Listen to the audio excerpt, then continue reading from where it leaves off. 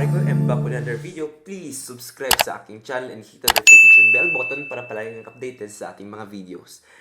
So guys, welcome to midterms. This is pre-calculus trigonometry. And this video will be about a review of the trigonometric functions and inverse trigonometric functions, mga basics para maalala natin yung mga napag-aralan natin in the lower years of trigonometry. Okay, so let's start. Okay, we'll be starting with the size of an angle. Basically guys, paano ba natin mini-measure yung isang angle? We usually measure that using degrees, right? Degrees yung mini-measure nyo dyan. 30 degrees, 100 degrees. Pero dito, sa trigonometry, meron tayong tinatawag na unit of measurement, which is radians. And ang conversion dyan, 1 radian is equal to 180 degrees over pi. So, yes. So now, let's try to convert degrees to radians. If we are converting degrees to radians, we simply multiply pi over 180. However, if we are converting radians to degrees, we simply multiply 180 over pi. This is the degree sign is always there. Okay, so let's try to convert degrees into radians. For example, we will convert 40 degrees into radians. So simply again, i-multiply lang natin tong pi. That's times pi over 180 degrees. Magka-cancel yung degree sign. Ibig sabihin, 40 pi, that's 40 pi over 180. And simplifying that, 40 divided by 180 is equal to 2 over 9. So our resulting is 2 pi over 9. Likewise, if we are converting radians to degrees, as I said a while ago, for example, the value of our radian, convert natin to into degrees. So that would be 2 pi over 9. And let's just multiply this one times 180 degrees over pi.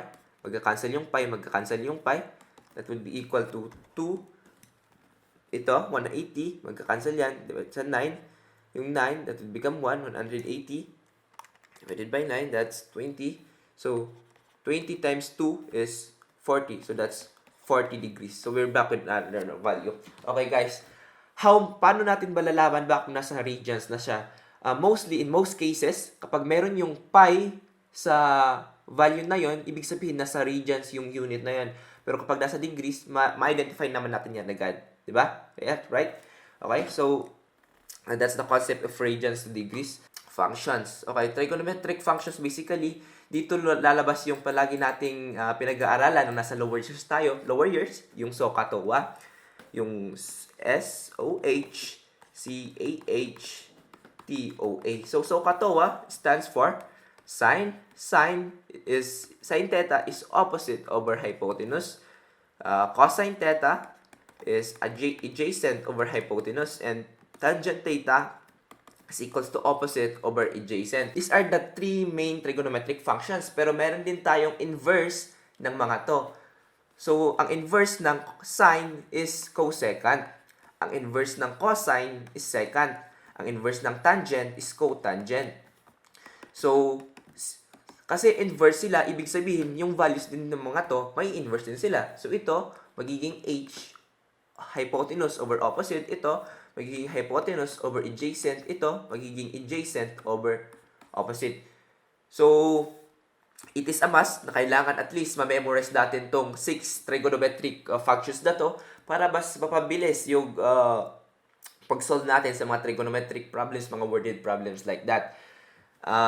Always take note, ng inverse ng sine, cosecant. Ang inverse ng cosine is secant. Ang inverse ng tangent is cotangent. You can make abbreviations para mas madali yung acronym, para mas madali yung maintindihan. Kung sa akin, kapag S, kabaliktaran yan, C. Kapag C, kabaliktaran yan, S. Kapag D, C. Alright? So, it's up to you to find your own kung saan kayo mapapadali na makaka-memorize. So, let's have this an example. An example natin dito, guys. B is equal to 7. Yung problem, right? Draw that triangle whose sides have the following values and find the 6 trigonometric functions of angle A. I will show you here first a triangle kung paano na-represent yung angles tsaka sides. Basically, guys, when you have a triangle, we are naming the angles. We name this as angle A. Maybe we name this as angle B. And also, we name this as angle C. Ang opposite ng angle na yon will correspond the same letter. So, this will become the side A. Ang opposite ng B, it will be the side B. At ang opposite ng C will be the side C. Ibig sabihin, dito sa triangle na to, if we draw that triangle, we first thing to do for us is to set yung values ng ano. So, I will set this as A, I will set this as B, and this as C. So, A, dito siya. Do we have...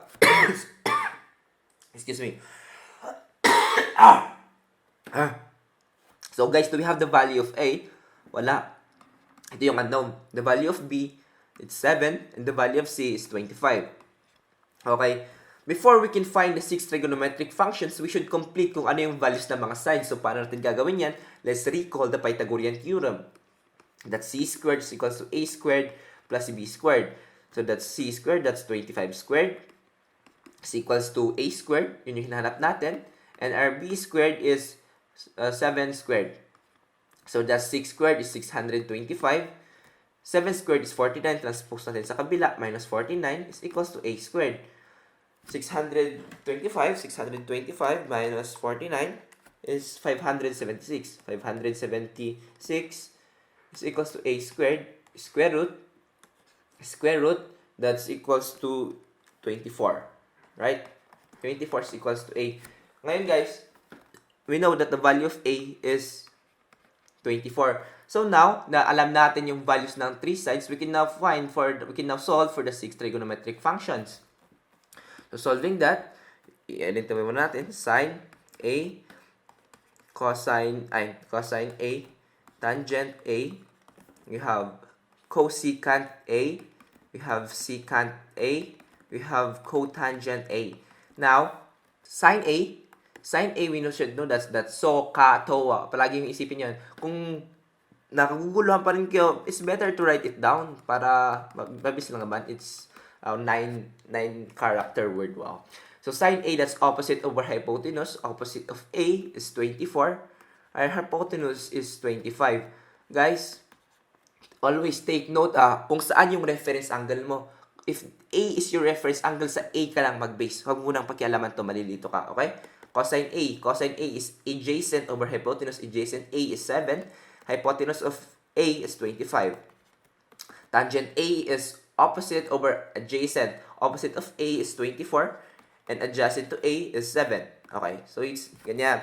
Now, since hanapin naman natin yung inverse nila, simply, i-inverse lang natin, babalik rin natin yung mga values dito. So, this would be 25 over 24, I should say. This would be 25 over 7. This should be 7 over 24. So, basically, that's the 6 trigonometric functions that we are finding. Yes?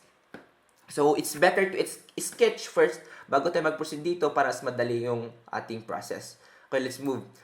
Find the other 5 functions of the acute angle A. Given that, ngayon naman, example natin, yung given one function, this is one function. So, paano natin gagawin yan? Let's analyze the function. Sabi dito, cosecant A is equals to 5 over 3. We know that cosecant is the inverse of sine, di ba? So, towa, and cosecant is along this line. Cosecant is part ng, is inverse ng sine. Ibig sabihin, that would be hypotenuse over opposite. So, this 5 is the hypotenuse. This 3 is the opposite. Are you getting my point? So, if we plot it in a triangle, if we set this as angle A, the hypotenuse of angle A is 5, and the opposite of angle A is 3. That, di ba? Right? So, sabi dito, ano yung other 5 functions of acute angle A? Before we can find that, hanapin muna ulit natin kung ano yung value ng isang side. So, finding the value of the other side, we can, kung mapapansin nyo, this is a special triangle. This is the special 3, 4, 5 triangle. 3, 4, 5 triangle. If you want to prove na 4 to, you can use the Pythagorean theorem to prove that. Pero that's basically the 3, 4, 5 triangle. Mas madali natin ma-identify yan. So, to find that, have the sine, cosine, tangent, okay? Simply, sine theta is adjacent, ay opposite over hypotenuse. That's opposite is 3, hypotenuse is 5, cosine niya is 4 over 5, tangent niya is opposite, which is 3 over 5. So if you have find the other, that would be 5 over 3. If you have the second, that would be equal to 5 over 4. Babalik rin lang natin to. And you have the tangent, that's 5 over 3. And no, sorry.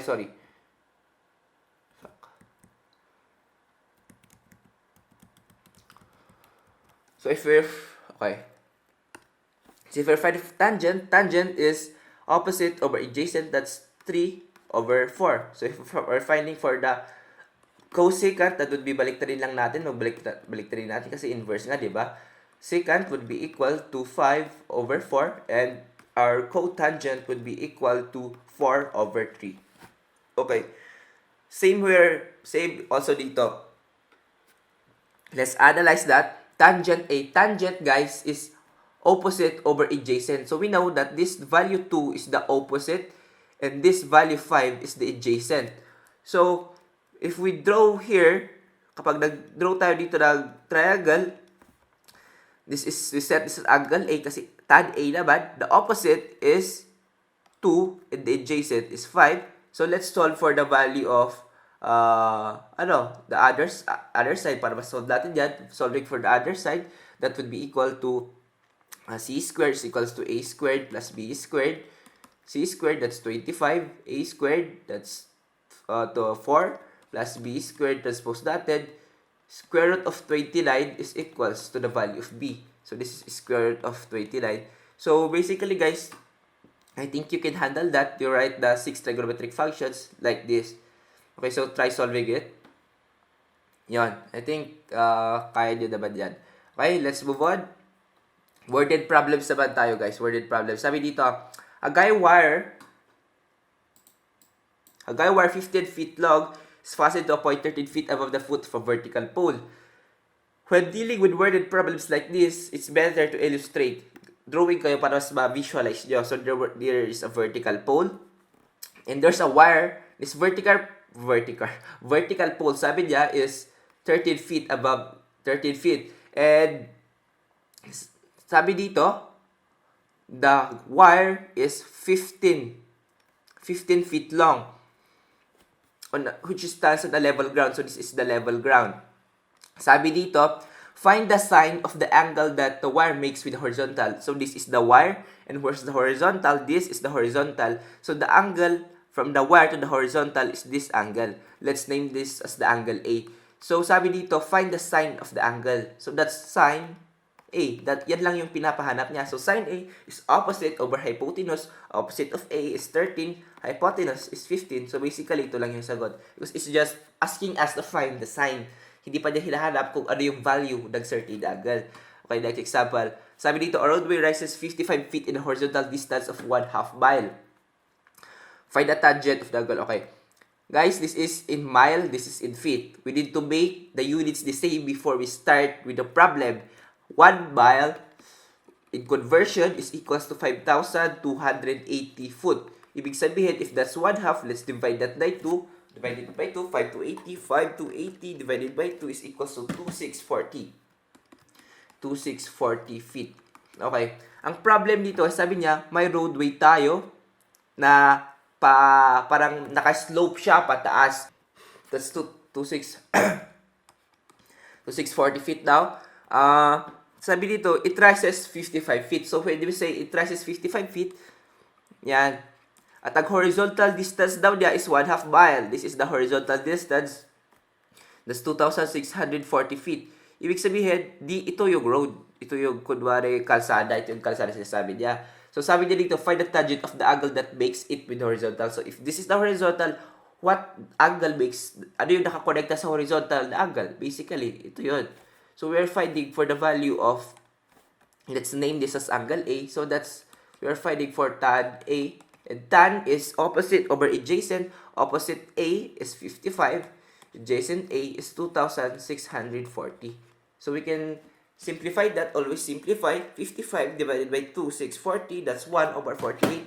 So, our final answer, guys, is tan A is equals to 1 over 48. Right? Okay? Moving on. I think, guys, okay, you should try solving this. Sabi dito, one end of a foot rule is placed against a vertical wall and the other side reaches a point on the floor 9 inches from the base of the wall. So, this is a ruler. And a ruler, guys, huwag niyong kalimutan, 12 inches yan. Kahit hindi sinabi, let's analyze a ruler is 12 inches. There's a point, it reaches the vertical wall. Ito yung wall. Siguro, let's try to draw a wall. May wall daw dyan. And it reaches a point on the floor. This is the floor. 9 inches from the base. So, dito hanggang dito, that's 9 inches. So, basically, guys, papasolve ulit niyan yung sine, cosine ng mga ano. Ibig sabihin, madali naman natin yung mahanap. And I think you can try answering this. Yes? Okay, let's move on. Let's move on sa concept ng special triangles. So, sa concept ng special triangles, guys, we have two special triangles. This is the 30, this is the 30, this is the 60, 30, 60, 90 triangle.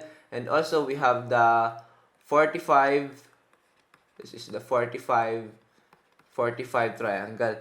We should memorize these certain values. Yung side ng 60 degrees is square root of 3. Yung side ng 30 degrees is 1. Is yung hypotenuse natin is 2. However, dito, that's 2. Square root of 2. Square root of 2. These values will help us evaluate more na makasolve tayo ng problems without using a calculator. Okay, so, dito lalabas yung concept ng complementary angles. Complementary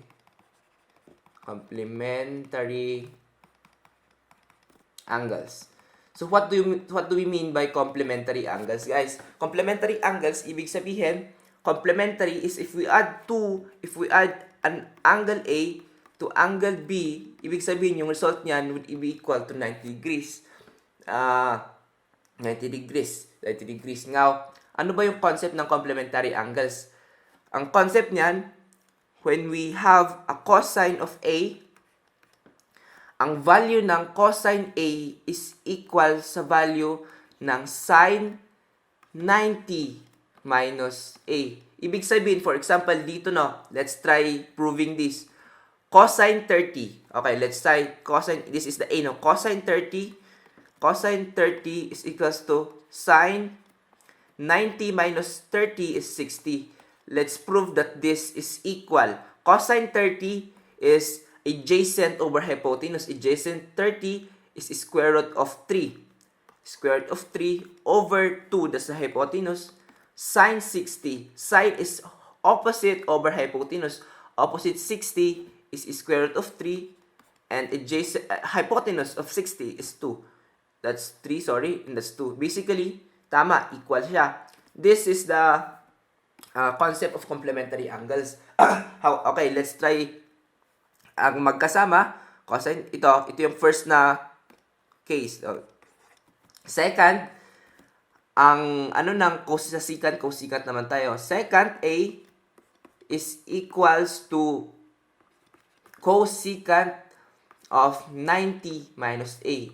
Same din yan. And also, tangent A is equal to the value of cotangent of 90 minus A, and vice versa to, guys. Vice versa, pwede mag-apply.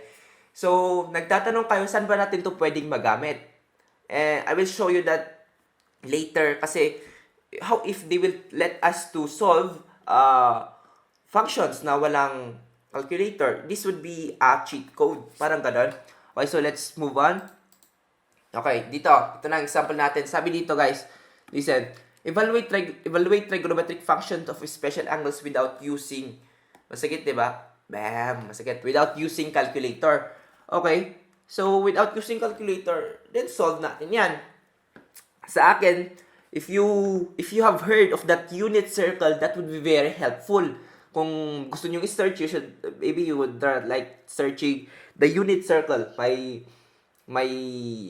maraming videos dyan out sa YouTube. You can try practicing it with that. Pero sa akin, it's very hard for me to memorize the unit circle. So what's best for me is again to use the SOHCAHTOA and the special triangles. SOHCAHTOA. And I will put below that yung mga inverse nila para hindi ko makalimutan. This is cosecant, this is secant, this is tangent. Also, I need to have my two special triangles para mas madali kong ma-identify kung ano yung mga hinahanap ko. This is square root of 3, this is 1, this is 2. Ang aking 45, this is square root of 2, square root of 2, this is 2, this is 45 degrees. Okay. I need to write this before I can proceed here para mas madali yung pag-solve ko. Okay guys, kung mapapansin nyo, they don't have the same unit of measurement. Dito, may naka-degrees, ito naka-radians. Since may pi na radians yan, ito naka-radians, and ito naka-radians. So, para mas madali natin yung ma-solve, we need to convert these radians into degrees. Para, kasi sa degrees naman tayo nasanay, di ba? So, let's try solving that. That's 3 secant squared, 30 plus, tapos sine 30 degrees plus, that's cosine of pi over 3, associado alaga, mag-multiply natin dyan, yung 180 degrees over pi, mag-cancel yung pi, 180 divided by 3, so that's 60. So that's cosine 60. Next, cosecant squared, that's pi over 4. Pi over 4 times 180 over pi, magkakancel yung pi, 180 divided by 4 is 45. So that's 45 degrees. I-over natin yan. Cotangent, that's pi over 4, that would be equal to 45 degrees. It's the same pi over 4. Minus 4 sine squared of 45 degrees. Okay, so let me just erase this. Para ba space tayo, alright? Excuse me. Now guys, let's try evaluating this. This would be equal to 3, close by parenthesis, yung secant squared. Guys, don't forget may square doon, may square. I-square natin yung value ng secant of 30 degrees. Secant is inverse ng cosine. Ibig sabihin, that would be hypotenuse over adjacent. Hypotenuse to 30 is 2, and adjacent to 30 is square root of 3. Yon. Next, sine 30. What is sine 30? Sine 30 is opposite over hypotenuse. Opposite of 30 is 1, hypotenuse is 2. So that would be equal to 1/2. Now, let's add cosine of 60 degrees. Okay guys, napansin nyo ba? Sine 30 is complementary to cosine 60. 30 and 60, it means yung value ng dalawang to, equal rin yan. So that would be also equal to 1/2. Right? Tingnan nyo to. Cosine of A is equal to sine, di ba? It's complementary. So we can use those principles para mas mapadali tayo makasolve. Para hindi tayo palaging bumabalik sa ating dito. Next, cosecant squared of 45. So cosecant, so that would be squared. Cosecant ng 45, cosecant is hypotenuse over opposite. Hypotenuse is 2 and opposite is square root of 2. So that's 2 over square root of 2. Next, sa baba naman tayo. Cotangent of 45 degrees. Cotangent ng 45 degrees. Cotangent is adjacent over opposite. Adjacent to 45 is square root of 2 and opposite that is square root of 2. So basically square root of 2 over square root of 2 is equal to 1. Minus, that's sine. So sine is opposite over hypotenuse. Opposite of 45 degrees is square root of 2. And hypotenuse of that is 2. Don't forget that we have a multiplicative number here, 4. And that's squared. So, if na-solve na natin to, we can now proceed to simplifying it. And then, we can now solve for the value of that certain trigonometric function. So, that's 3. 2, that's 4. That's 3, alright? That's 1/2 plus 1/2. 2 square is 4. Square root of 2 square is 2. Over 1 minus square root of 2. I think square root of 2 square is 2 over 4. Then we multiply the number 4. So we can now evaluate. 3 times 4 is 12. Let's cancel that dalag. Let's cancel that. Cancel. Ito, magiging 2. Ito, cancel. Ito, magiging 2. Ito, 4. Magka-cancel yung 4. So that's 2 plus 2 divided by 2 is 1. That's 1 minus 2. Okay, so evaluating that would be equal to 3 over negative 1. And our final answer, tantananan, is negative 3. So basically guys, ito yung ating final answer, negative 3. Gets? So that's it for our first video. At least, na-graphs natin first, dapat alam niyo kung paano mag-convert degrees to radians and radians to degrees using this conversion method. Next, dapat ma-memorize nyo ang SOHCAHTOA, the sine, cosine, tan, ang inverse nila, cosecant, secant, tsaka cotangent. Next, how to solve this type of problems, how to find the 6 trigonometric functions, paano pag example lang is given one function, ganito lang. Next is paano pag worded problem siya.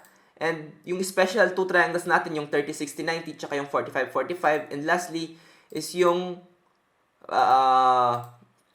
how to solve without using a calculator. Alright? So that's it for today, guys.